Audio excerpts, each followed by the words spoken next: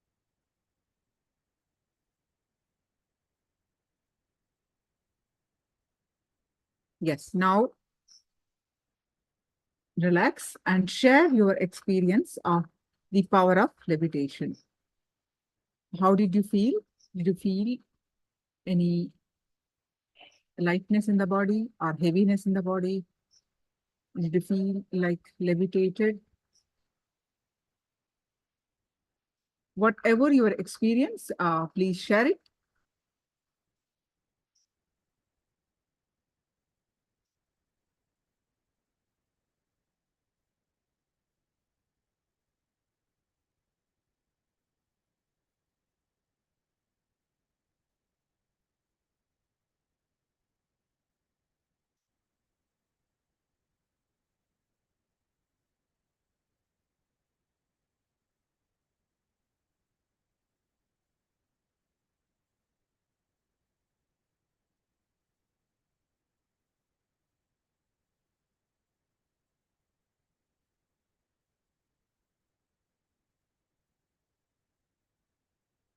Whatever is experience of levitation, please share it in the chat.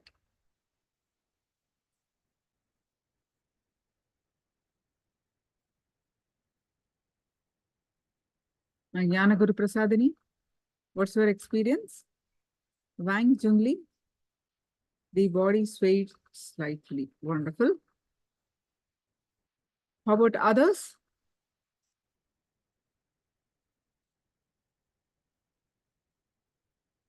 Others also, please share your experience.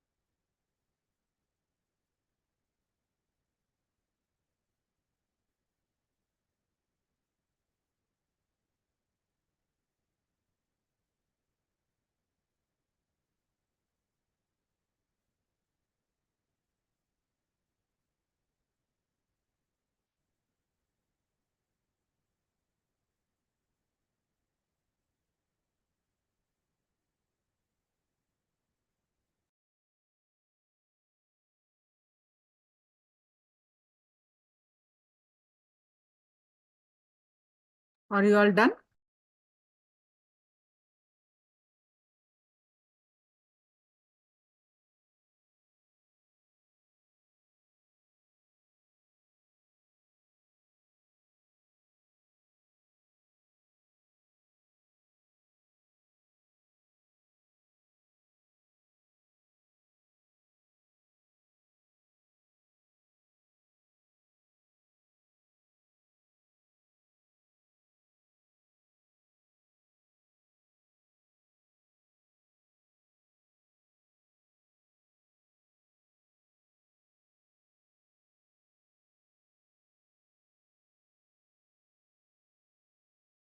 So now let's move on to our power manifestation session. So the bodies, let me read your responses, sorry. Feel the feeling of oneness, Jnana Guru Prasadini, feel the feeling of oneness with the master, and chakras are constantly flowing. Wonderful.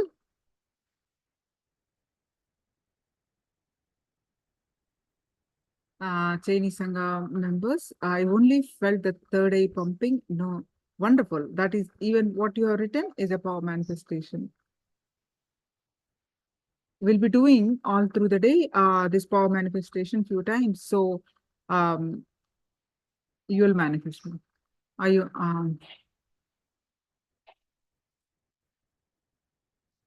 Sukriti, body felt very relaxed.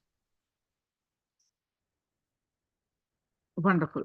So now let's move on to our jnana sessions.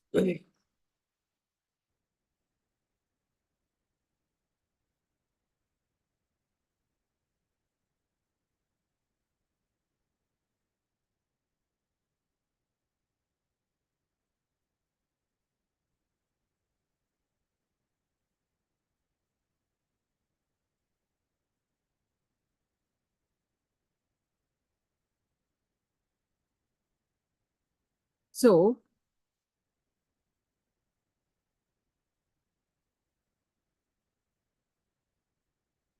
Charya Pada, what did you understand? Can you share? Each one of you type 1 or 2 sentences. What is your understanding of Charya Pada? Or lifestyle. Charya Pada is lifestyle of KAILASA. So what are your understanding so far? Can you quickly type?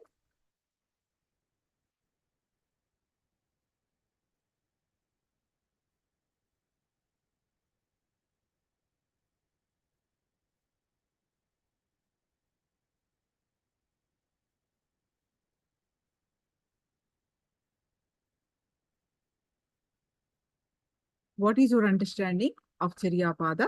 Can you all quickly type?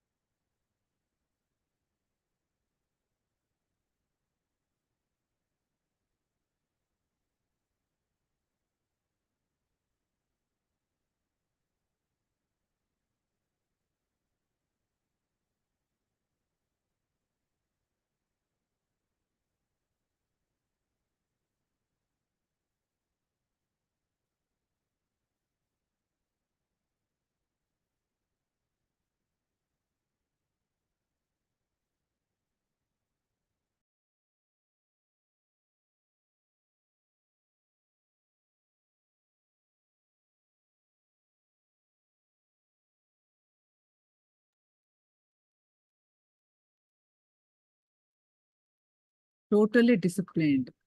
No, ma. It is there initially if you are not able to handle Charya Pada. But Charya Pada is something different. Are you all listening? You heard at least an hour of what is Charya Pada. So what is your understanding? It is not just the discipline. It is required if someone is unable to do that. But Charya Pada is not discipline. Not just that. It is much more than that. What is your understanding?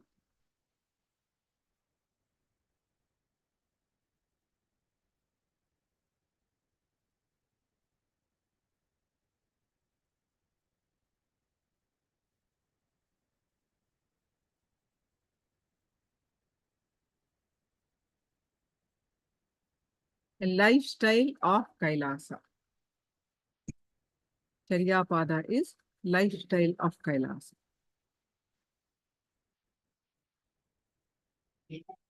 From the morning till you wake up from Brahma Muhurta to till you fall asleep, what is right to do to cleanse your muscle memories of not only just the physical hygiene, but the patterns? What is that you need to do and how to live?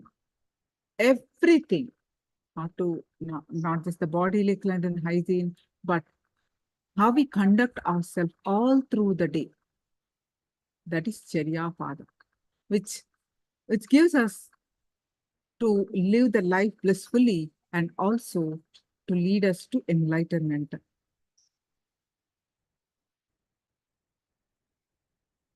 That is Charya Pada.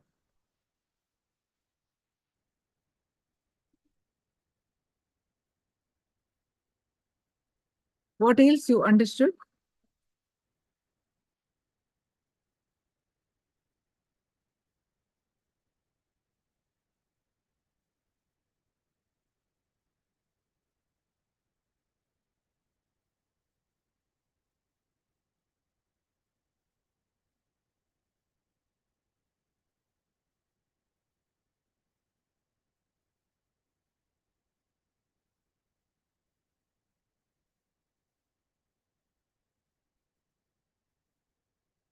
All right. So when you live Wang Jungli, what is your understanding of Charya Pada?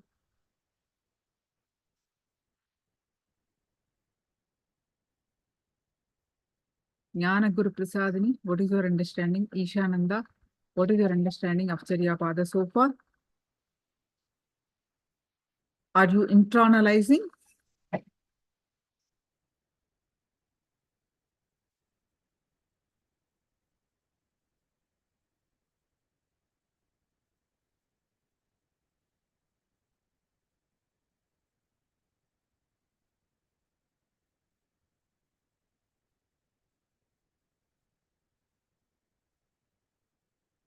Are you internalizing what is Charya Pada?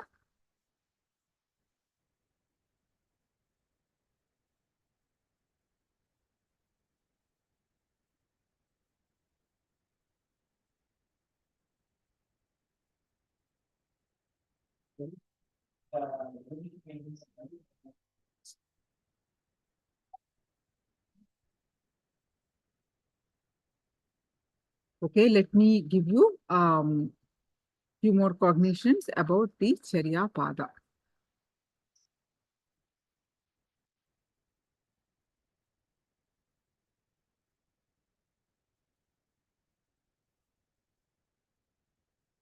So what is the understanding, practical understanding of Charya Pada?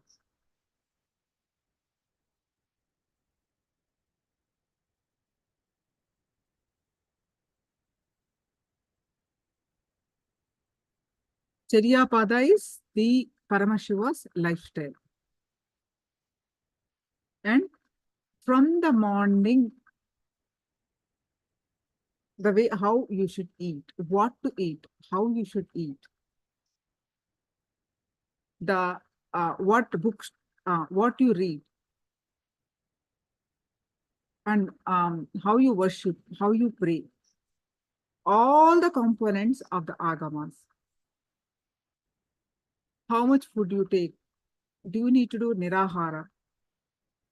Everything, whether it is about eating, how, which house, what kind of a house you should live, the town plan, house plan, everything is Charya Pada. So that will help you to live blissfully, conflict-free, and it adds to your, it leads you toward enlightenment. Applying integrity as a strategy, following the four tattvas, waking up at Brahma Muhurta, all this, all the lifestyle practice, you will call Charya Pada. So basically, Charya Pada is the enlightened lifestyle. Charya Pada is enlightened lifestyle.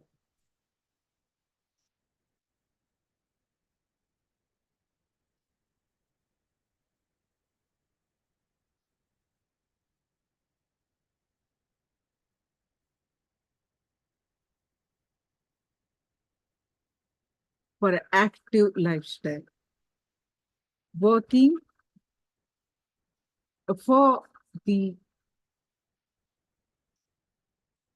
working to experience the Paramashivoham, working to experience your divine self is Charyapada. What needs to be done is Charyapada.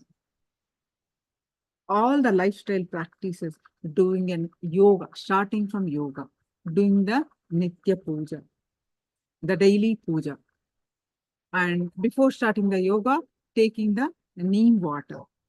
And after doing the yoga, as per the guidelines, authentically, Nithyananda Yoga, Pradhama Vinyasa Krama, Dvitiya Vinyasa Krama, whatever level you are in, then taking the lemon juice, then lemon turmeric water. Then you get ready to practice the worship. You worship the divine, worship the Guru, worship Paramashiva. Then you listen to satsang.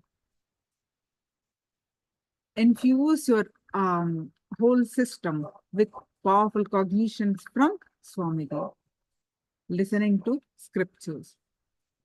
Then intense selfless work. Work as worship. Any conflicts, resolve with the spiritual solutions. Seeking as a lifestyle. Remember, we learned about the importance of seeking. Making seeking as a lifestyle is Charyapada. So living a high standard life, living life for others, living not just the me, not that attitude, but I am there for others. My life is for others. Is Charyapada. Involving everyone as part of you is Charyapada. So the first question comes, why should I understand I should do yoga, my body will become fit. I understand I should eat healthy, I will become healthy. If I eat healthy, I become healthy. I understand I should all the rest of all the practices I understand. So I become healthy, wealthy, and blissful living. But when it comes to others, why should I contribute to others? Why should I live for others? What is this about? Why I should enrich others? All this is I'm able to understand, but why should we contribute? Why should I live for others? Why life is for others? So let's understand that aspect. Are you all with me so far? Are you all with me? So you understand your personal hygiene, you understand you need to take certain healthy habits, all that you understand. But Charyapada is not just that.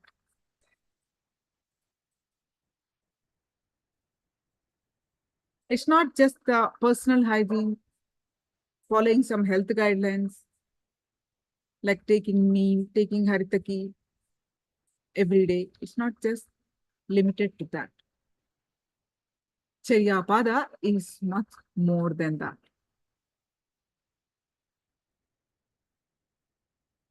Ishananda posting, integrity to Paramashiva makes you live in Kailasa. Beautiful.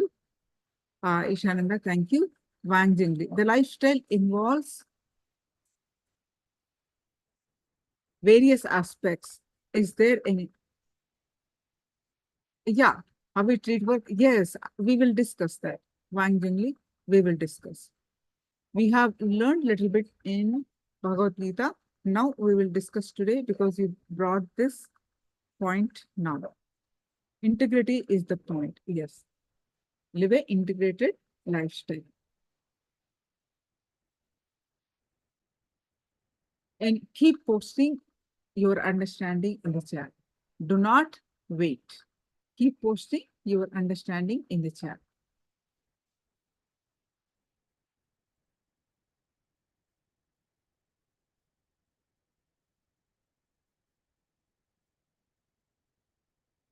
And have any questions and all that, you can let me know. But I request you to be active, participating.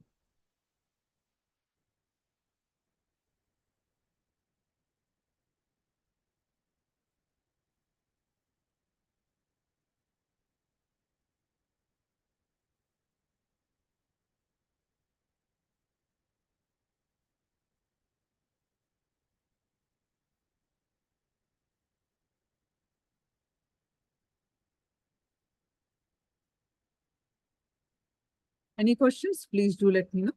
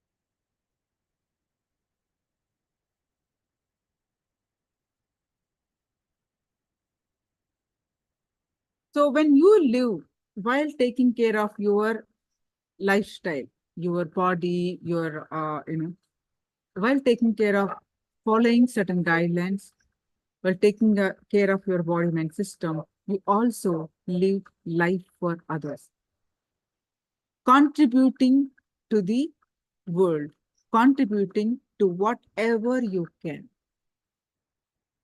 When you live life for others, contributing to others with the cognition that my life is for others, only when you put others as priority, not that you are neglecting yourself, you taking care of yourself, but you always put others as live life for others. Life is for contributing. When you start contributing, intense life energy explodes in you. The intense energy explodes in you. When you live life for others, intense energy explodes in you. Life is for contributing. When you start contributing, intense life energy explodes in you.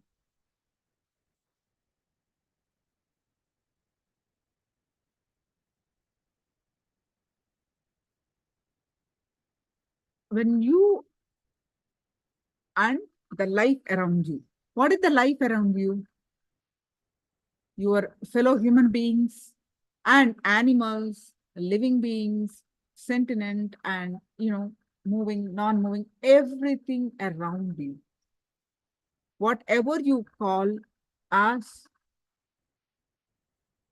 life, whatever you're seeing as this world and the God, whatever your concept of God and you, all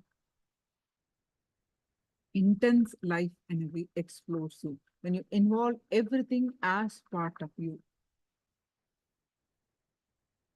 In Hinduism, Stavaram Jangamam, meaning everything is everything moving and non-moving.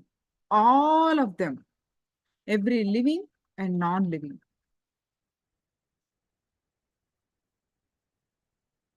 Everything is worshipped as a living being. So,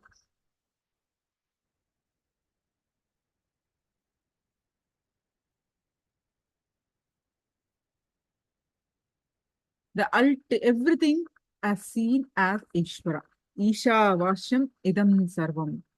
Meaning all that is pervading is Ishvara. When the jiva, that when you feel, when the individual self feels its existence is enriched the jagat, the world. I am here to enrich the world. My life is for enriching. I am here to enrich everyone. I am here to contribute others' life. Then Ishvara manifests through him. Understand? When you live life, when you have the cognition that my life is for others, I am living for others, then Ishvara manifests. See, there are three words. Jiva, meaning you and me, the human body. Jiva, Jagat, Ishvara. Jagat means this world. Whatever you see, moving, non-moving, living beings, animals, ants, everything is Jiva. That is Jagat, this world. And Ishvara, the God. Ishvara is God.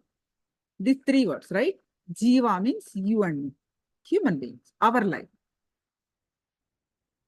Jiva, Jagat is this world. And Ishvara. How to achieve Ishvara? When Jiva, you and me, take care of the Jagat, the world. How many of you getting this? Then Ishvara is at your disposal. Ishvara manifests through you. How many of you getting this? Can you all click? Why should we contribute? Why you should live life for others? To manifest Ishvara. To manifest Ishvaratva. How many of you getting it? Can you all give a thumbs up?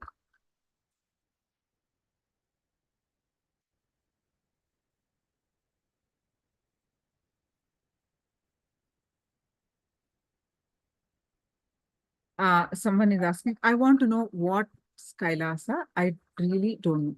Kailasa is the abode of Shiva, where the evolved souls, liberated souls live there, and they live life eternally blissful. A permanent home, eternally live eternally blissful. It's a Shiva and Devi's abode. Ganesha will be there. Subramanya will be there. All the Ganas will be there. All the sages are there.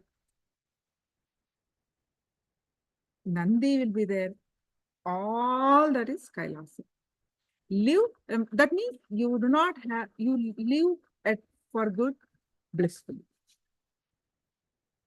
With the, when you experience oneness with Paramashiva, you reach there.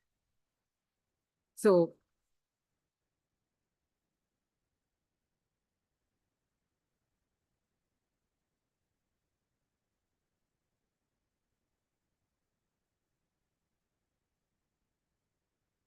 when Jiva, meaning Jiva means human beings. When he feels and act that my life is for Jagat, meaning this world. For everyone, my life is dedicated. Then Ishvara, the God, manifests through the Jiva, manifests through the human beings. Ishvara wants the auspicious goodness of Jagat. Ishvara wants all the world to be happy. If you are contributing for that, Ishvara will be pleased with you. That's why we should contribute.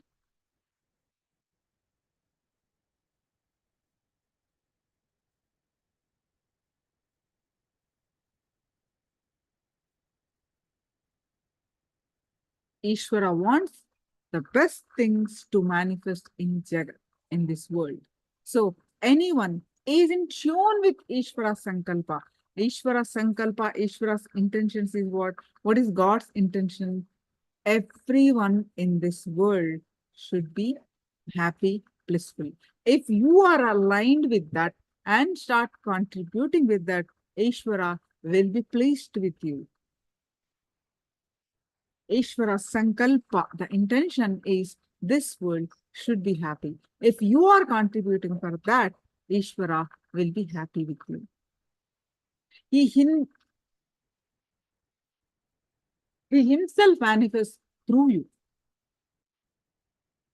So understand, Hinduism is all about contributing. Either you read Vedas and you read Agamas, or you read Tantra, or you read Puranas. It's all about contribution, contribution, and contribution.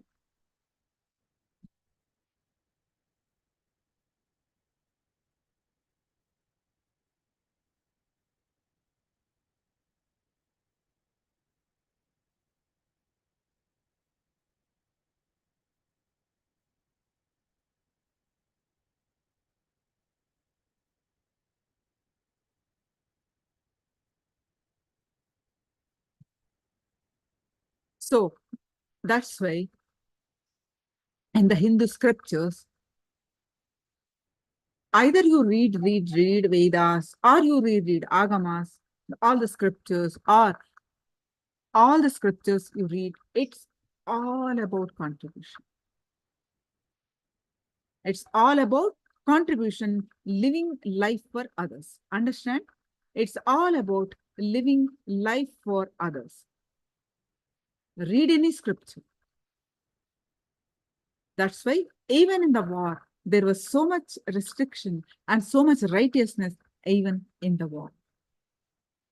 After thoroughly studying all the Hindu scriptures about life, death, war, administration, economy, law and order, social order, enlightenment, after thoroughly analyzing, understand Hinduism is all about contribution. All scriptures say the same thing. You contribute, feel everyone as part of you. So you expand, expand, expand, expand to until expand to the liberation, the enlightenment.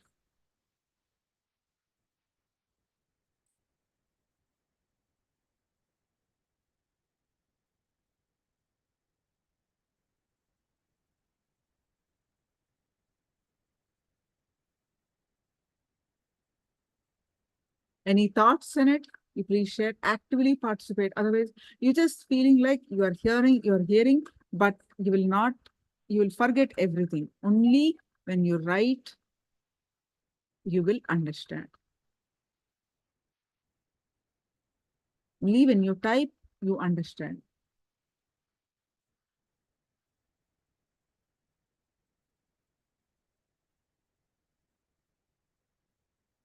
So what are your thoughts in life is for contributing?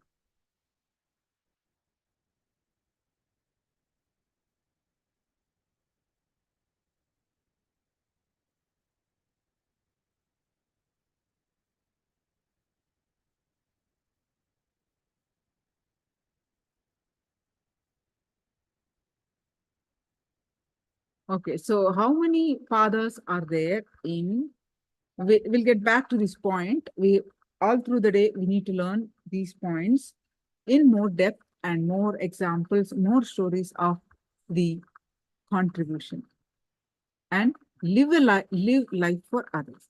So now let's get back to the Sharia part. Both are one and the same. It's a part of it.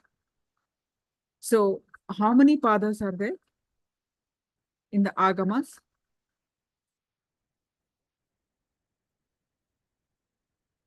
How many padas are there in the Agamas?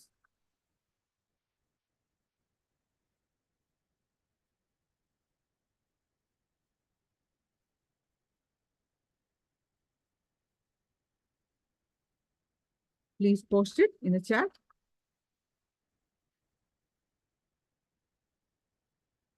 What are the names?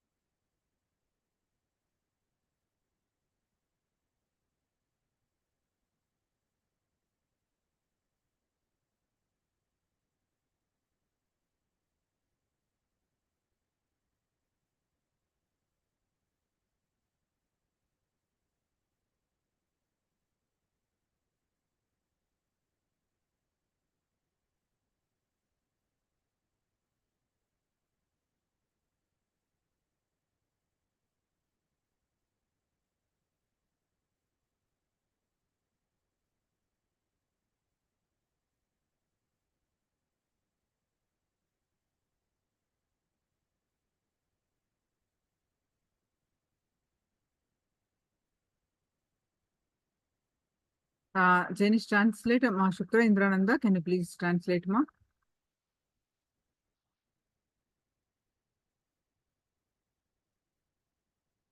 Shukra Indrananda posted for, I think, Chinese. Shiva, Paramashiva mean the same. Yes. Meaning we are all selves are God. Jiva is the higher self. So Jiva is you and me, the human self. Right now, what we are experiencing, we are Paramashiva, but are we experiencing that? Are we experiencing the state, space, and powers of Paramashiva? Are we experiencing that? No, we are still experiencing the human. That's why we are attending Paramashivoham to experience Paramashivoham, right? Why we are not experiencing? Because of our patterns, because of our lower cognitions about ourselves.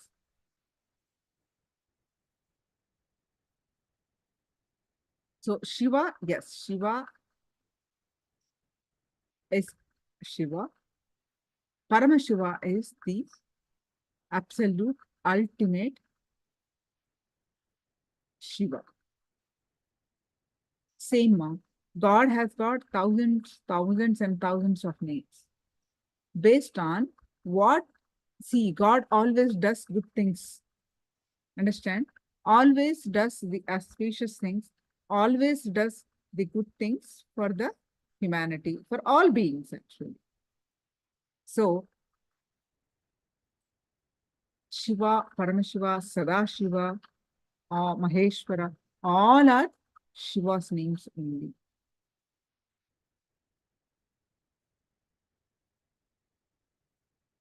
Based on what he expresses the divine auspicious qualities, he gets the name. Like that, Ananta Kalyana Guna, meaning the infinite auspicious qualities.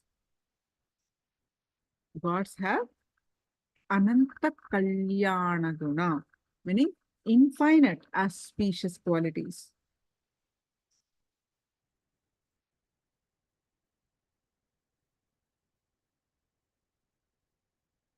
Jiva has to experience higher self, Ishvara. For what? By contributing to the Jagat, this world. Getting it now? Shukra Indrananda, who is this person who posted?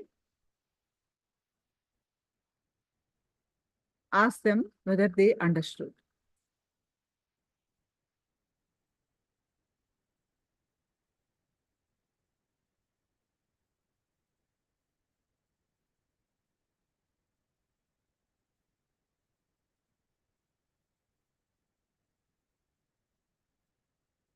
Understood. Okay.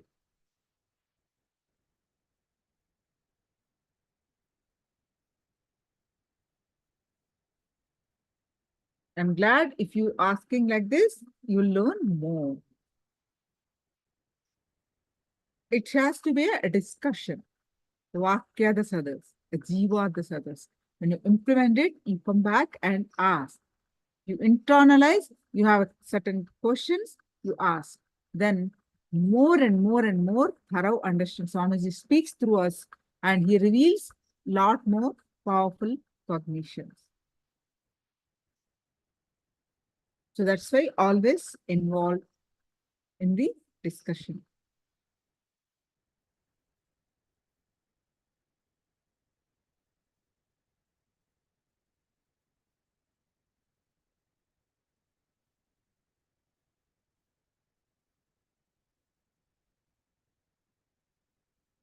So any other questions also, please do let me know.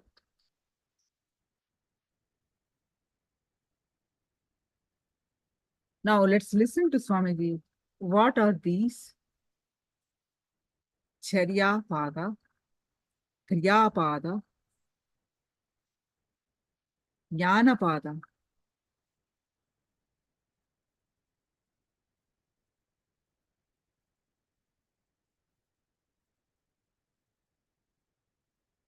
and Yoga Pada. So let's understand more from Swamiji.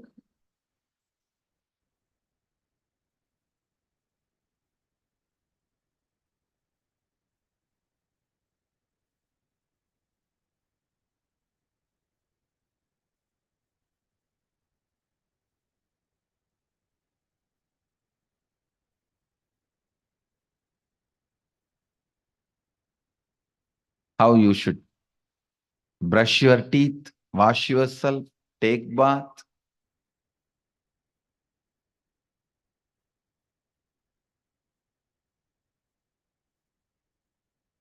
Everything. From the time you wake up to till you go to bed. Purifying your whole muscle memory is what Mahadeva is teaching through Charya. Kriya means the spiritual process.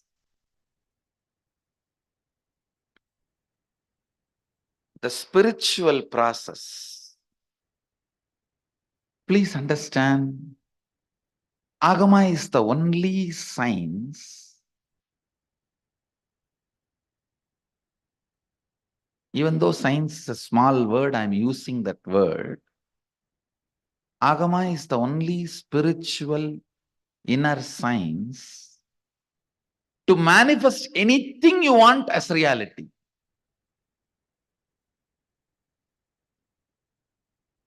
If you want to bring God into a stone and want to make him live in that stone, there is a kriya. There is a process. If you want to heal your stomach pain, there is a kriya. There is a process. If you want to heal somebody's cancer, there is a kriya. There is a process. If you want to bring rain, there is a kriya. There is a process. If you want to stop the rain, there is a kriya. There is a process. You want to bring the sun, there is a kriya. You want to stop the sun, there is a kriya. Everything.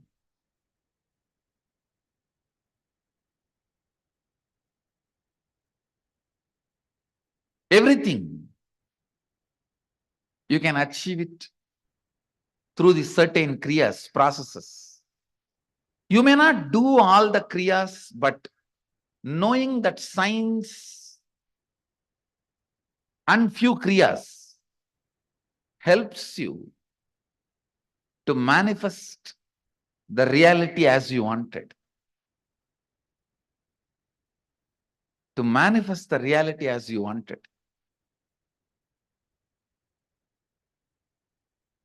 To awaken completion in you. To awaken strength in you. To awaken joy in you. To awaken respect for yourself in you. That's one of the best things Mahadeva does in Agama. He helps you to manifest so many wonderful powers. Anybody who practices Agama develops tremendous respect for themselves, about themselves. It's not ego. Ego will always be based on powerlessness. Respect will be always, self-respect will always be based on powerfulness.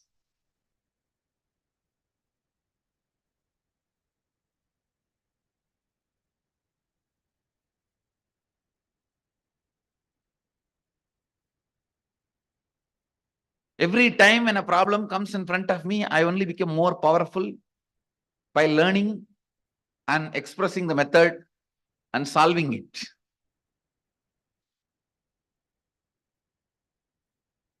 Understand? Self-respect for yourself is never an ego. Mahadeva does that to you when you practice Agama. The lifestyle of Shuddha-Advaitam. That is why my ashram is the greatest training ground for me. I get trained by my disciples because they invent, say, you bring any problem, I can invent solution. I bring any solution, my disciples can invent problem and out of it. And it's amazing training ground for me.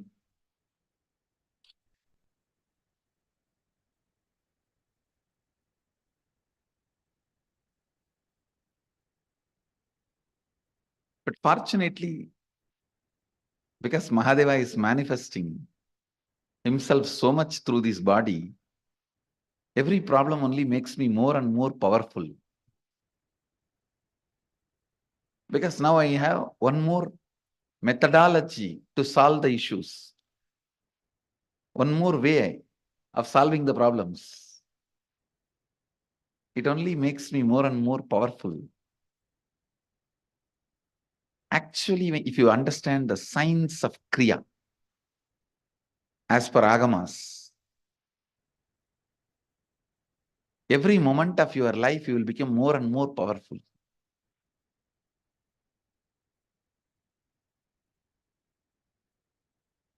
You will become more and more intelligent, more and more energetic. Science of Kriya.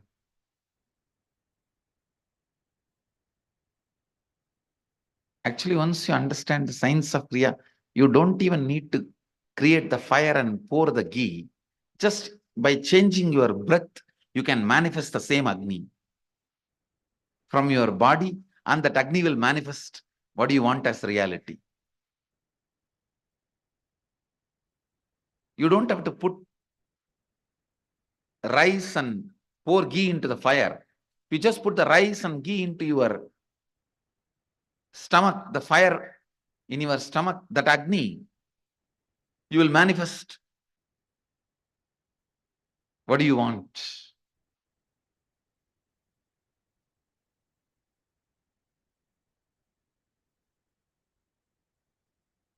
Whatever you want. Your eating can become a spiritual practice to manifest what do you want. Yoga, as per Agama, is experiencing union, oneness with oneness itself. Understand? Patanjali's definition of yoga is yogaha chitta vritti nirodhaha. Cessation of the mind is yoga. But Mahadeva's description about yoga, you need to know Mahadeva does not prescribe, propose mind control anywhere in the whole Agama. No. It doesn't say thoughtlessness is yoga. No. He says thoughts are too superficial. Don't be controlling or playing or fighting with it. They have no meaning. Why do you want to fight, play, spend time with something which is meaningless, which has no meaning, which is meaningless? Mahadeva's definition about yoga is experiencing oneness with oneness itself. Union with oneness itself is yoga. When you understand that science, you will see the life in different dimension. Jnana. Mahadeva's definition about jnana is enlightened about everything that exists is jnana. Union with oneness itself is yoga. Enlightened about everything exists is jnana. Charya, kriya, yoga, and jnana. Lifestyle, processes, union, and enlightenment. All these four you will experience experientially internalize in Kumbh Mela through the 70 various initiations.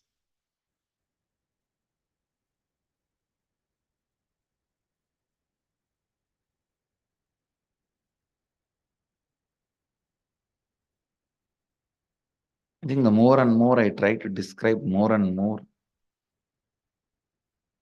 I'm stuck for words.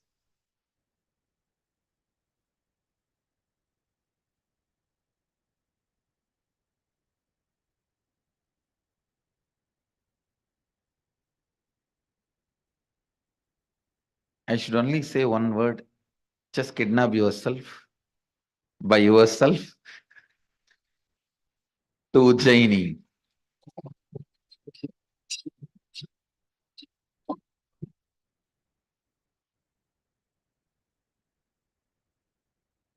That's all I can say. That's all I have to say. I'll continue to expand on further satsangs.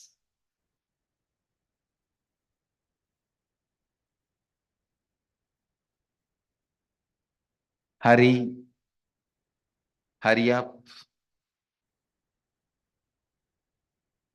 because we will have to create the infrastructure. We need time.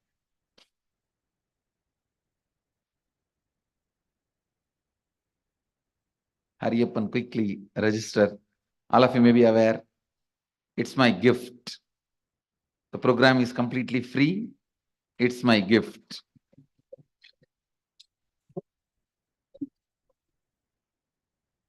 Just bring yourself and drop yourself in the Nithyananda Peetam.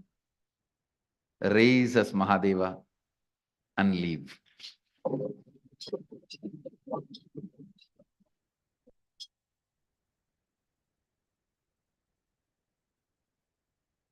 There's so much of preparation going on.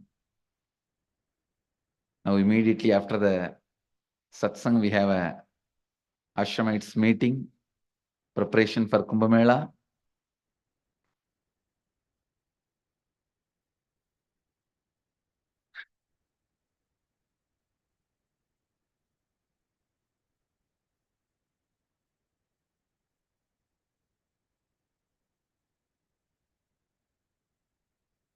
Let's get ready for the greatest spiritual blast Kumbh Mela experience. Essence of today's satsang, kidnap yourself by yourself and drop in Kumbh Ghat.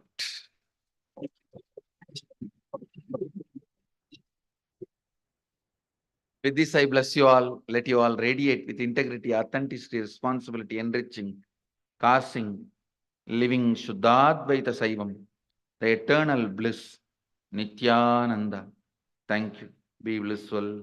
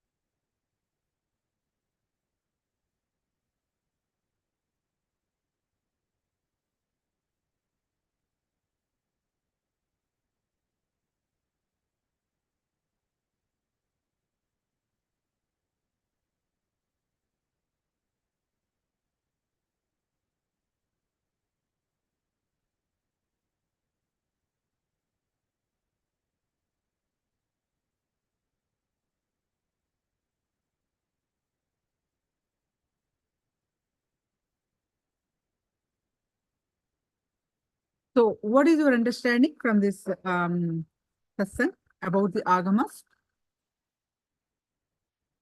What is your understanding? You can share it about a sentence or two. Internalize.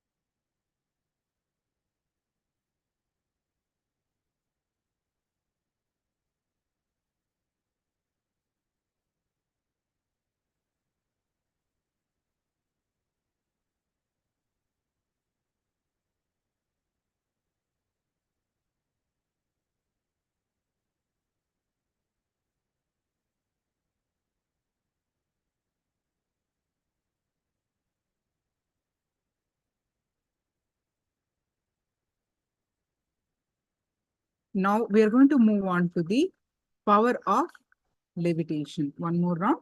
We are going to move on to the power of levitation. So please post your powerful cognitions from Living Enlightenment book.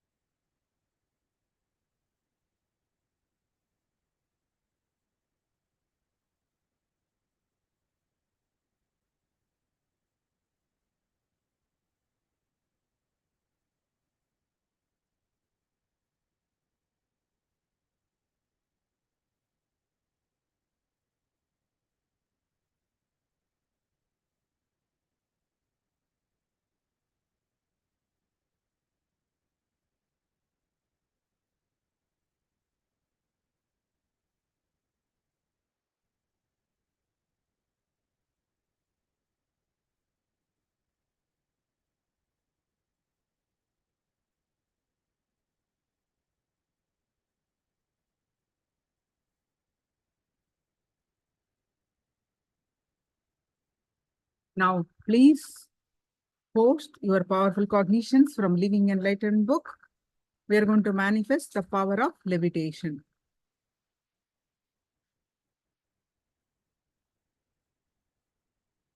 Please go ahead and post your powerful cognitions.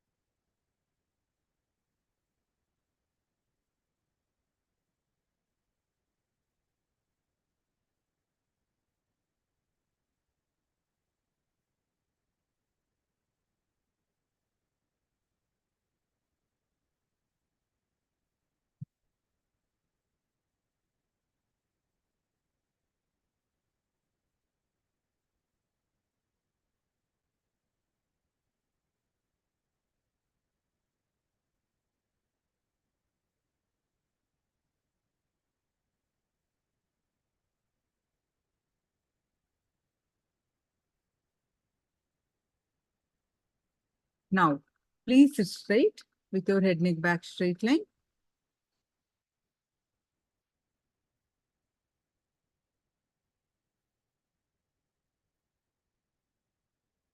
Sukra Indrananda posted, the river heads only towards the sea.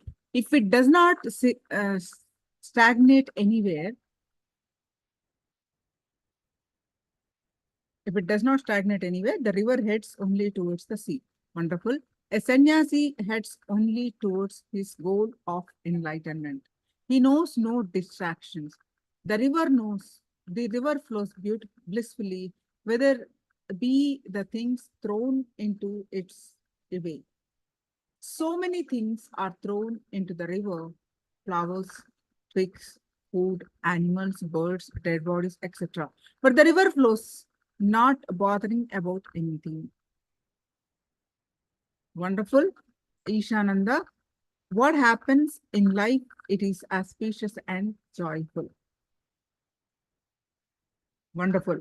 Wang Jungli, understand that even now there is no scale that can improve you to anyone else. Everyone is unique. Wonderful. So now please sit straight with your head, neck, back straight line to manifest the power of levitation.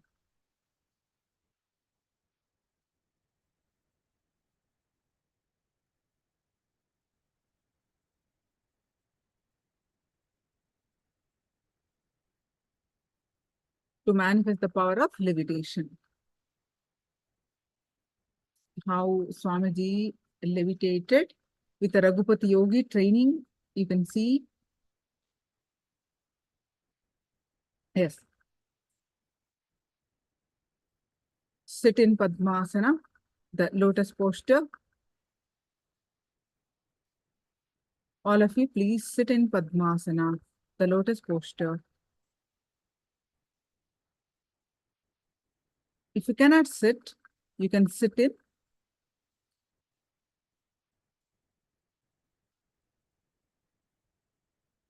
cross-legged. Sit cross-legged. The requirement is sit in Padmasana. If you cannot sit, if you have a knee pain, whatever is the reason, if you cannot sit in lotus posture, the Padmasana, you can sit cross-legged. Make sure you have nothing around you. You are sitting on a cushion and nothing around you. Any objects, nothing is around you.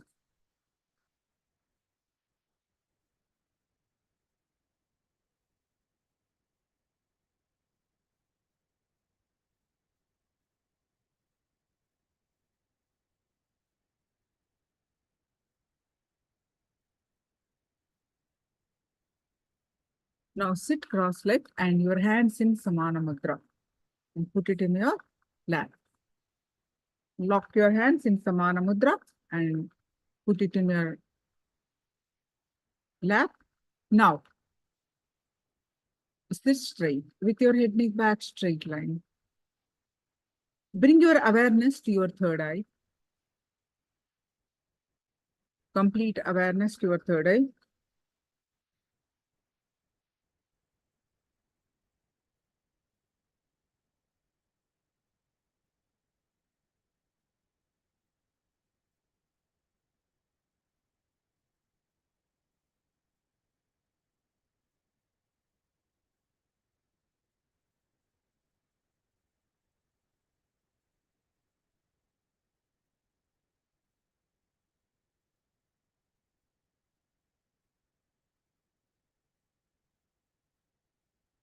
And fill your inner space with Swamiji's form. Declare, remember, Bhagwan Paramashiva has come down in the human embodied form as Swamiji, and remember his form in your third eye. Any thoughts that are coming, just let it come, let it go. You bring your awareness to your third eye again and again and again.